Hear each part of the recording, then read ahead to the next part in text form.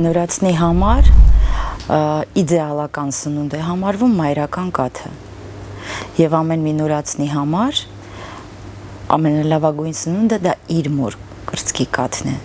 փոխարինող ուղակի չկա այսինքն համեմատել մեկ այլ օրինակ կատնախառնուրդի հետ անհամեմատ է երեխան ծնվեց բնությունը ստեղծել է այնպես որ մոր կրծքերի մեջ առաջանում է կաթը որը որ հիմնական սնունդն է նորացնի համար առաջի րոպեից անմիջապես ծնարանում առաջի ժամերի ընթացքում պարտադիր երեխան եթե հակացություններ չկան եթե երեխան ծնվում է առողջ առանց խնդիրների առողջական անմիջապես ծնվելուց հետո իրականացվում է մաշկի շփում որը եւս կարևոր է եւ նորացնի համար եւ ծննդաբերած կնոջ համար եւ անմիջապես մոտեցվում է կրծքի դա նպաստում է որ կայանում է կրծքով սնուցման ճիշտ կրծքով սնուցումը եւ հետագայում ինչ պարբերականությամբ ըստ նորացնի պահանջի ինչքան հաճախ այնքան լավ որպեսզի լակտացիան կայանա կրծքով սնուցումը շատ կարևոր նշանակություն ունի երեխայի հետագա առողջության վրա, աճի վրա, զարգացման վրա շատ մեծ ազդեցություն ունի։ Կան դեպքեր, որ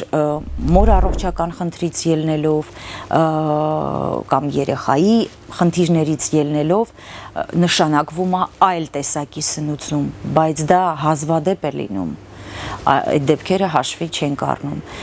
Իմ հիմնական խորհուրդը կերակրել կրծքով, բացառապես կրծքով գոնե մինչև 6 ամսեկանը։ Երեխաները նորացնային տարիքում շատ են քնում, այսինքն ռեժիմը այսպիսին է՝ կերակրում եւ քուն։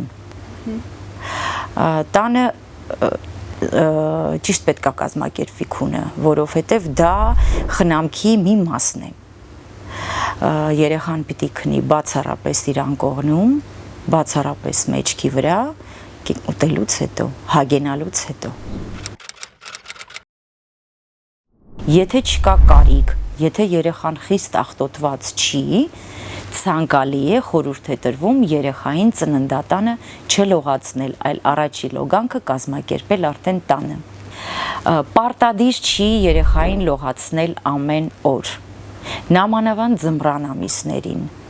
Խորհուրդ է տրվում մոտավորապես շաբաթվա մեջ 3-ից 4 անգամ։ Շոգ ամիսներին կարելի է լողացնել ամեն օր, բայց դա պարտադիր չէ։ Առաջինը ինչ պիտի ուշադրություն դարձնեն, դա այն տարածքի ջերմաստիճանը, որտեղ որ լոգանքը կազմակերպվում է։ Այսինքն, եթե երեխային լողացնում են սենյակում, սենյակի ջերմաստիճանը պիտի լինի 24-ից 25 աստիճան։ Դա շատ կարևոր մի հատ պահ է։ Երկրորդը լոգարանում լողացնում են հասարակ ջրով։ Կարելի է կիրառել հատուկ նորածինների համար նախատեսված փրփուրներ նեյտրալ pH-ով, օճառը խորհուրդ չի տրվում, որովհետև օճառը չորացնում է ոչ հասունացած եւ շատ նուրբ նորածնի մաշկը։ Ջրի ջերմաստիճանը պիտի լինի 37-ից 38 աստիճան, ջուրը պետքա լոգարանի մեջ լցված լինի այնքան, որ մարմինը կիսով չափ ծածկված լինի, երեխային լողացնում են սկզբից մարմինը, հետո գլուխը, հետո պարզաջրում են, հետո լավ չորացնում են։ Առաջինը ինչ պիտի ուշադրություն դարձնեն մայրերը, տակդիրները պետք է փոխել 3 ժամը մեկ։ Տակդիրը փոխելուց առաջ մաշկը պետք է լվանալ եւ լավ չորացնել եւ նոր տակդիրը հագցնել։ Եթե տակդիրը փոխում են նորմալ հաճախականությամբ եւ լոգանքը լվացումը կազմակերպում են, ոչ մի հետևանքներ սովորաբար չի լինում։ Ճիշտ է լինում է բացառություններ։ Լինում է ալերգիկ երևույթներ, կոնկրետ պամպերսի նկատմամբ, դա եզակի դեպքեր են։ Եթե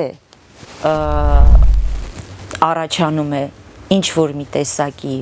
մաշկային բորբոքում, օրինակ տակդիրային բորբոքում, կա ինչ որ մի մաշկային խնդիր, ինքնաբուժմամբ զբաղվել չի կարելի, պետք է դիմել բժշկին եւ հետեւել բժշկի խորհուրդներին։ Սովորաբար ես միշտ խորհուրդ եմ տալի եւ բժիշկները, նեոնատոլոգները խորհուրդ են տալիս չչարաշահել խնամքի միջոցները։ Առանց ցուցման նման միջոցները կիրառել չի կարելի, որովհետև իրանք ինչպես օգտակար են, այնպես էլ բացասական ազդեցություն են ունենում, որտեղ ամեն մի խնամքի միջոց պարունակում է նաև հավելումներ, որոնք կարող են բացասական ազդեցություն թողնել երեխաների վրա։ Նամանավանդ տալք պարունակող միջոցները եւ յուղ պարունակող միջոցները։ Նորածնային հասակում կյանքի 12-ից 48 ժամերի ընթացքում ծննդատանը առողջ նորածինը, եթե չունենք բժշկական հակացուցում, ստանում են 2 պատվաստում։ Դա տուբերկուլոզի դեմ է, BCG կոչված պատվաստումը եւ հեպատիտ B-ի դեմի պատվաստումը։ Ծննդատանը իրականացվող պատվաստումներից սովորաբար 99% դեպքերում ջերմություն չի լինում։ Եվ հիմա այլ պատվաստումների մասին եթե խոսենք, որոնք որ արվում են 40 օրեկանում, 3 ամսեկանում, այդ պատվաստումները, որը հիմա կիրառվում է Հայաստանում, ինքը հիպոալերգիկ է եւ եթե 10 տարի առաջ մեր պատվաստանյութերը տալիս էին ջերմային ռեակցիա, հիմա այդ ռեակցիաները հանդիպում են շատ հազվադեպ։ Հիմնականում դա սուբյեկտիվ կարծիք է մայրերի մոտ, կաթը չի հերիքում, իմ երեխես չի կշտանում։ Միակ ցուցանիշը դա մարմնի զանգվածի թիվն է։ Այսինքն, եթե երեխան ուտելուց հետո հանգստանում է, հանգիստ քնում է, արթնանալուց հետո կուրծքը ուտում է, առանց ընդհատումների, եւ քաշի կորուստ չունենք, այլ ունենք քաշի ավելացում, դա նշանակում է երեխան լիարժեք բավարարված է կրծքի կաթի քանակով։ Մայրերը պիտի մի բան հասկանան։ Առաջի օրերին նորածնի կաթի պահանջը մինիմալ է։ Ես միշտ ցույց եմ տալիս մի հատ նկար մայրերին, որ առաջի օրը երեխայի պահանջը 1 կերակրման ընթացքում 1 բալի չափով է, որը կազմում է 5-ից 7 միլիլիտր։ Այսինքն պահանջը շատ քիչ է ու այդ քանակի կաթը կրծքի մեջ կա։ Ճիշտ է, ինքը քիչ է, համաձայն եմ,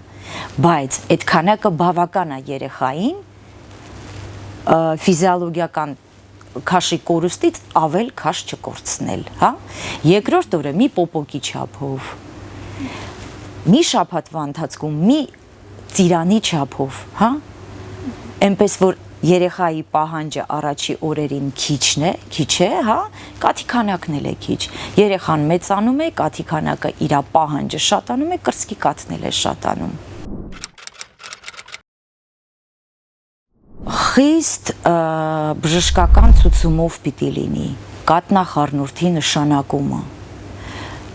Ցուցումները կարող են լինել նորածնի կողմից,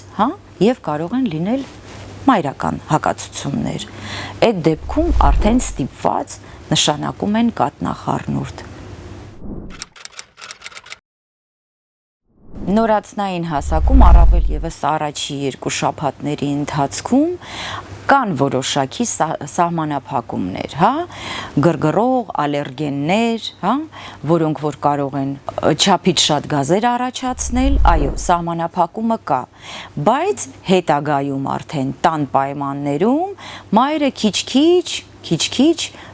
ավելացնում է այդ սննդի տեսակները, որպեսզի երեխայի օրգանիզմն էլ ընտելանա։ Ամեն տարվա եղանակ ունի իր սնունդը, ու այդ սնունդից պետք է բացառել այն, որը որ կարա հանդիսանա նորածնի համար ալերգեն կամ նպաստի գազերի քանակի շատացմանը։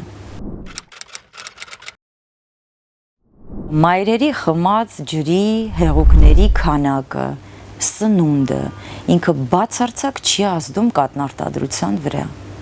կաթնարտադրությունը դա գալիս է գլխուղեղից, հիպոֆիզից, պրոլակտին հորմոնի ազդեցության տակ, գալիս է եւ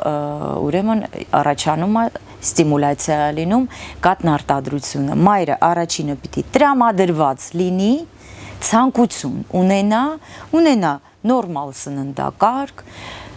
չափավոր հեղուկի քանակ, այսինքն խմի ինչքան պահանջ ունի եւ հանգիստ ռեժիմ։ Ամենակարևորը տրամադրվածությունը կրծքով կերակրելը։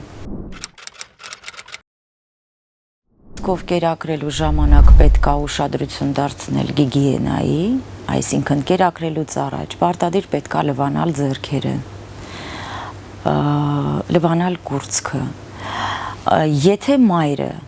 տիրապետում է ճիշտ կրծքով կերակրման տեխնիկային, որին ինքը պիտի արդեն տիրապետի սկսած կանանց կոնսուլտացիաներից, այսինքն հղի կինը կանանց կոնսուլտացիայում հսկողության ժամանակ պարտադիր պիտի հաճախի մայրության դպրոց։ Մայրության դպրոցները գործում են բոլոր ծննդատներում։ Մայրության դպրոցներում սովորացնում են բժիշկները ինչպես ճիշտ կերակրել, ճիշտ ամրացում իրականացնել, ինչ բաներին ուշադրություն դարձնել, ոնց հասկանալ, որ երեխան կուրծքը ճիշտ է բռնել։ Ճիշտ կերակրելու դեպքում ոչ մի բարդություն չի առաջանալու մոր մոտ։ Կրծքի հետ կապված բարդություններ, առաջանալու դեպքում դա լակտոստազն է, ջերմությունն է, կարմրությունը, այտուցվածությունը, ցավը, այդ դեպքերում պետք չի դիմել ինքնաբուժության, անել ժողովրդական միջոցներով, տարբեր տեսակի քսուկներ, չի կիրառվում, խորհուրդ չի տրվում, որովհետև դա կարող է ավելի բարդացնի եւ հետաձգի լիարժեք բուժումը բերի ավելի լուրջ բարդությունների, պետք է անմիջապես դիմել գինեկոլոգներին, որպեսզի բուժումը ճիշտ կազմակերպվի։ Նորածնային հասակում նամանավանդ տուն գնալուց հետո շատ կարևոր է ընտրել ճիշտ եղանակային պայմաններին համապատասխան հագուստ։ Ինչու, որովհետև եթե հագուստը կամ սենյակային ջերմաստիճանը ճիշտ չի ընտրվում, դա կարող է բերել կամ գերտաքացման, կամ սառեցման երեխաների մոտ։ Երկուսն էլ կարող են լուրջ առողջական խնդիրներ առաջացնել։ Սենյակի ջերմաստիճանը տան պայմաններում պետք է լինի 24-ից 25 աստիճան, խոսքը վերաբերում է նորածնային պերիոդին, նորածնային շրջանին, առաջի 28 օրը։ Հագուստը պետք է ընտրել համապատասխան եղանակի, այսինքն նույնը վերաբերվում է հագցնելուն դուրս տանելուց, զբոսնելուց, ինչի է դա կարևոր, որովհետև եթե առաջանում է ցածր ջերմաստիճան, բժշկական լեզվով դա կոչվում է հիպոթերմիա, ինքը կարաբերի զանազան բարդությունների, մինչև ցնցումներ։ Իսկ գերտաքացումը կարաբերի մարմնի ջերմաստիճանի բարձրացմանը եւ շոկը, բարձր ջերմաստիճանը նորածինները շատ ավելի վատ են տանում, քան մեծահասակները, որովհետեւ նորածնի մաշկը ինքը դեռ հասունացած չի եւ քրտնագեղձերն էլ հասունացած չեն։ Եթե մենք շոկին կարգավորում ենք, քրտնելով, երեխաների մոտ այդ պրոցեսը կայացած չի, իրանք չեն քրտնում, որտեղ քրտնագեղձերը դեռ հասունացած չեն։ Իրանք շոկը այդ պատճառով շատ վատ են տանում։ Մերսումները նշանակում են բժիշկները, եթե կա ինչ-որ ցուցում եւ որևէ նեղ մասնագետ կամ մանկաբույժ նշանակում է մերսումներ, դա լրիվ այլ բան է, բայց այլ մերսումները չէ, իրանք հիմնավորված չեն։ Բորտի մնացորդը պիտի պահվի մաքուր, չոր եւ բաց։ Շատ անգամ ծնողները խուսափում են երեխաներին լողացնել, որպեսզի պորտը չթրջվի։ Դա սխալ մոտեցում է։ Երեխան պիտի ընդունի լոգանք, դա պարտադիր է, պիտի լվանալ պորտի շրջանը, որպիսի նա լինի մաքուր, լվանալուց հետո լավ սրբիչով չորացնել և տակդիրը հագցնել այնպես, որ ինքը լինի բաց, որտև